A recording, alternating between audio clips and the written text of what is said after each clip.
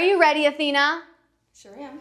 Let's go. The first thing you are going to do is check your chair. So I want you to check the stability of your chair in all parts of it. So go around, check on it.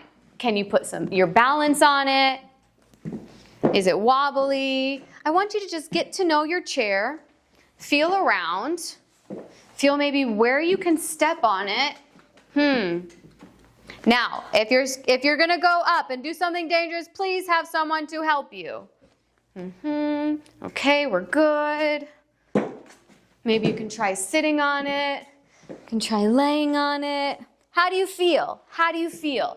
Are you comfortable? Do you feel good? This is going to be very important because all chairs are different. You need to recognize how it closes, how it opens, how quickly it opens and closes. So go ahead and do a little check on your chair.